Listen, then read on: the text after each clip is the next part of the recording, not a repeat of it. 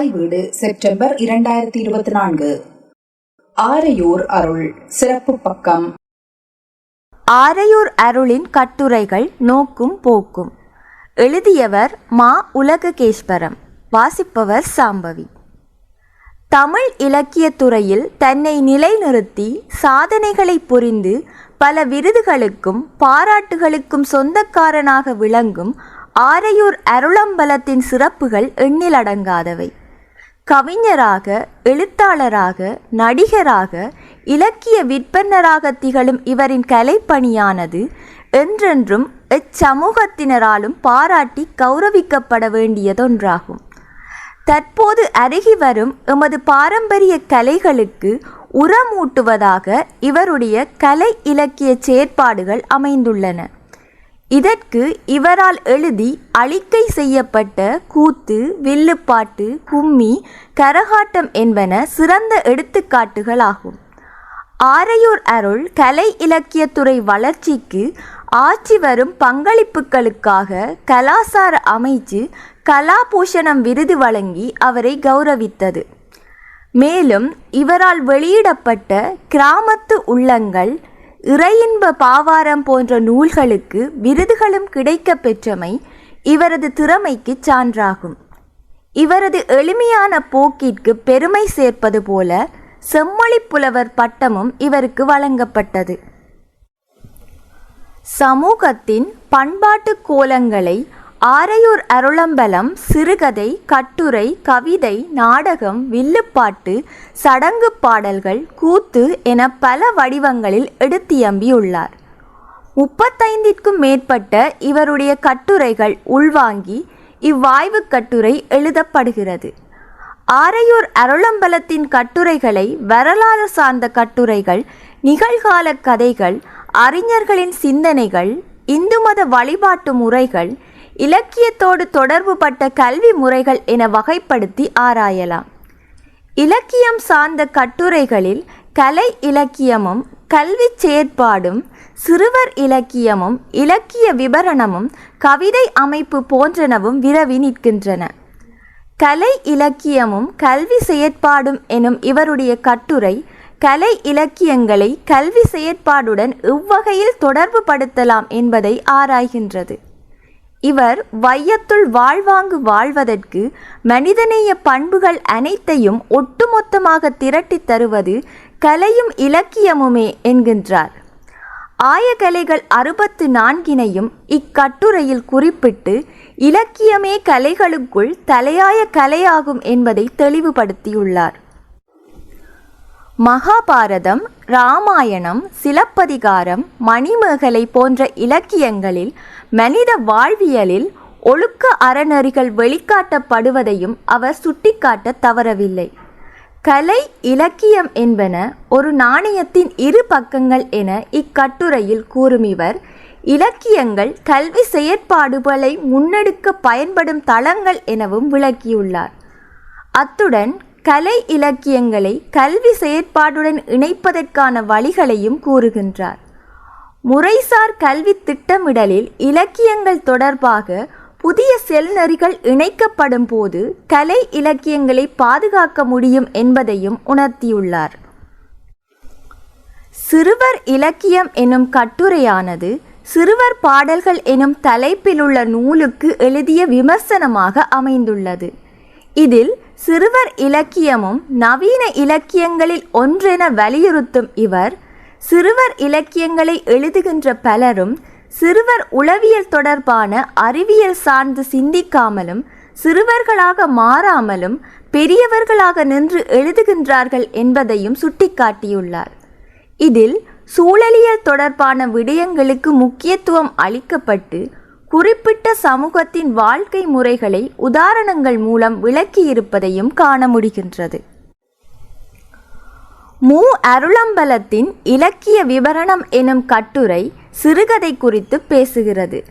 விபரணத்தில் வரும் சொற்பிரயோகங்கள், மொழிநடை, சிறுகதையின் உட்பொருளுக்கு கொடுக்கும் விளக்கம் என்பன மற்றவர் மனதை பண்படுத்துவதாகவும் சுவை மிக்கவும் அமைந்துள்ளது என கூறுகிறார். மேலும் கனவுலகம் எனும் நூல் பற்றி குறிப்பிடும் போது சமகால விடயங்கள் மட்டுமின்றி ஏனைய எழுத்தாளர்களின் கவனத்துக்கிட்டாத புதிய விடயங்களையும் பேசுகிறது. விபரணத்தின் மகுடமாக மகர தோரணம் பற்றி நோக்குகின்றார். இதில் நகைப்புக்குரிய மொழி பிரயோகங்களை ஆழமாக பார்க்கின்றார். மொழிபெயர்ப்பாளர் சுவாமிநாதனுக்கு சிங்கள இலக்கியங்களில் உள்ள பாண்டித்தியத்தினையும் எடுத்து காட்டுவதாகவும் இக்கட்டுரை அமைகிறது. கட்டுரைகளின் வசன நடை, உட்பொருள் என்பன அருளம்பலத்தின் ஆற்றலையும் திறனையும் வெளிப்படுத்துவதாக உள்ளது.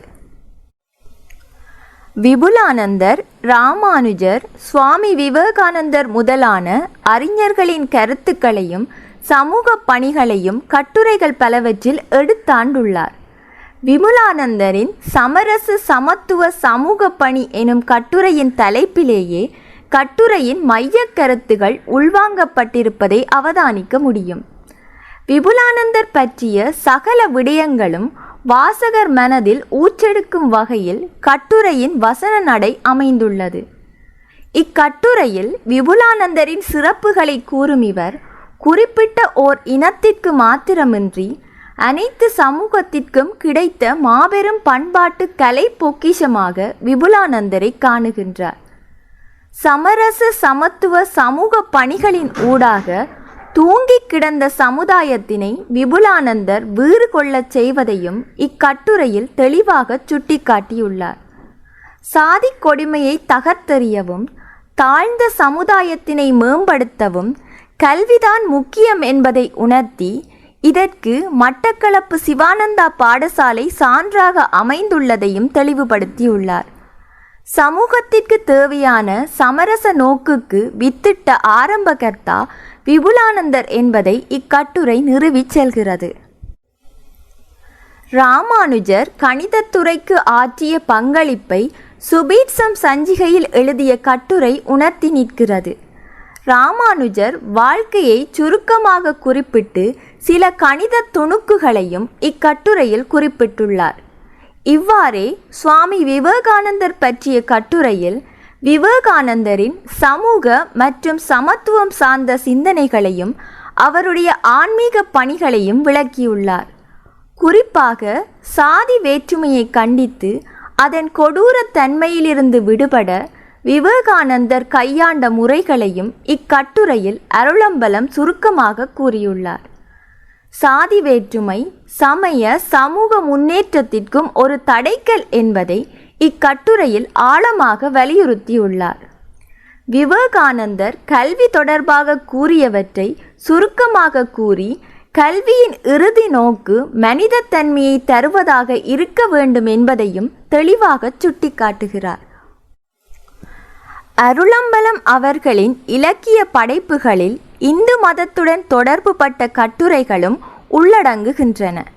இவற்றுள் மண்முனை பிரதேச பெண் தெய்வ வழிபாடு, காட்சி தந்த பேச்சியம்மன், இந்து ஆலய அமைப்பு, இந்து மதத்தின் சிறப்பம்சம், சைவ சமயத்தில் கண்ணகி வழிபாடு, விநாயக விரதம், நான் கண்ட நாகசக்தி போன்ற சமய கட்டுரைகள் குறிப்பிட்டு கூறத்தக்கவை. மண்முனை பிரதேச பெண் தெய்வ வழிபாடு எனும் கட்டுரையில் சக்தி வழிபாட்டின் தத்துவம் விரிவாக விளக்கப்பட்டுள்ளது. இப்பிரபஞ்ச தோற்றத்திற்கு மூலாதார சக்தி ஆதிபராசக்தி என்பது சாக்த மதத்தின் முடிந்த முடிவென்பதை இக்கட்டுரை சுட்டிக்காட்டுகிறது. பெண் தெய்வ வழிபாட்டின் பத்தாசி முறை பற்றியும் தெளிவாக குறிப்பிட்டுள்ளார். மேலும் கணவதி வழிபாடு, விநாயக விரதங்கள் போன்ற கட்டுரைகளில் விநாயக தத்துவம், விரதம் அனுஷ்டிக்கும் முறைகள் என்பன சுருக்கமாக விளக்கப்பட்டுள்ளன. அத்துடன் காட்சி தந்த பேச்சியம்மன், சிறப்புமிகு சிவராத்திரி, நான் கண்ட நாகசக்தி என்பவற்றில் தெய்வத்தின் மகிமைகளும் பெருமைகளும் எளிமையான முறையில் விளக்கப்பட்டுள்ளன. இவருடைய மட்டக்களப்பு வடமோடி தென்மோடி கூத்துக்கள், எமது பிரதேச மரபு கலைகள், நிகழ்கலைகள் என்பன கலைகள் தொடர்பான கட்டுரைகளுக்கு சான்று பகிர்கின்றன. மட்டக்களப்பு வடமோடி தென்மோடி கூத்துகள் எனும் கட்டுரையானது எமது சமூக பாரம்பரியத்தில் பின்பற்றப்படும் வட தென்மோடி கூத்து பிரதிகள் பற்றிய விளக்கத்தை தருகிறது.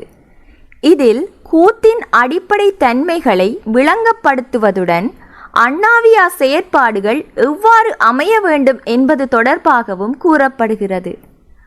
அண்ணாவிமாரின் ஆடல், பாடல், அவர்களின் திறன், ரசனை மற்றும் மத்தளம் அடிக்கும் வித்தகத்தன்மை என்பவற்றையும் இம்மியும் பிழையில்லாமல் இக்கட்டுரை கூறி நிற்கிறது.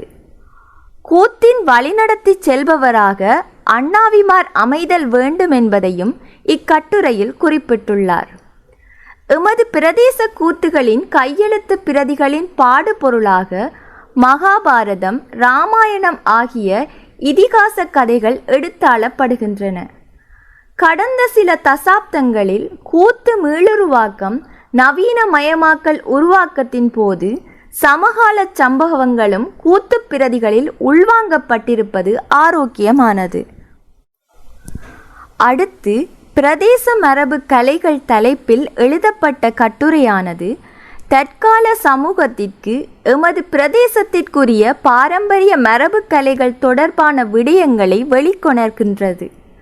மரபு கலைஞர்களுக்குள் காவடி, கும்மி, வில்லுப்பாட்டு, கரகம், இசை நாடகம், தெருக்கூத்து, பொம்மலாட்டம் என்பவற்றை உள்ளடக்கி அவற்றின் சிறப்பம்சங்களையும் விளக்கியுள்ளார். காவடி, கும்மி, கரகம் என்பன ஆலய சடங்குகள், திருவிழாக்களில் நடந்திருக்கின்ற கலை நிகழ்வுகள் ஆகும். எமது பிரதேசத்தின் பண்பாட்டு அடித்தளத்தினை நிலைநிறுத்திய கூத்துக்களை பற்றியும் விரிவாக விளக்க முயன்றுள்ளார். கூத்தின் வகைகளை குறிப்பிட்டு பின்பற்ற வேண்டிய நடைமுறைகள் தொடர்பாகவும் கட்டுரையில் விளக்கியுள்ளார். பொதுவாக அருளம்பலம் அவர்களின் கட்டுரைகளின் வசன நடை படித்தவர் மட்டுமின்றி பாமர மக்களும் வாசித்து பயன்பெறக்கூடிய வகையில் அமைந்துள்ளன. வரலாற்று கதைகளை சித்தரிக்கும் போது இலகுவான வசன நடை கையாளப்படுகிறது. கட்டுரையின் தன்மைகளுக்கேற்ப அணி பயன்பாடுகளும் கையாளப்பட்டுள்ளன. ஆரையூர் அருள் என அழைக்கப்படும் மு. அருளம்பலம் ஐயா அவர்கள் பல்துறை சார்ந்த கலையாக்க செயற்பாடுகளை படைத்து வருபவர். பல்கலை வித்தகர் என மட்டக்களப்பு மக்களால் போற்றப்படுபவர். அரண் வலியுறுத்தல் எனும் அதிகாரத்தில் உள்ள குறள் பாக்களை மரபு கவிதை முறையில் எடுத்து கூறி உலக சாதனை ஒன்றையும் மட்டக்களப்பில் நிகழ்த்தியுள்ளார் என்பதையும் அறிய முடிகின்றது. இவருக்கு கிடைக்கப்பெற்ற பட்டங்களும் பாராட்டுக்களும் விருதுகளும் எண்ணிலடங்காதவை. இவற்றையெல்லாம் ஒரு தனி மனிதரால் பெற்றுக்கொள்ள முடியும் எனின் இவரின் திறமை, ஆற்றல், புலமை என்பவற்றை நம்மை போன்ற சாதாரண மக்களால் மதிப்பிட முடியாது என்றால் அது மிகையாகாது.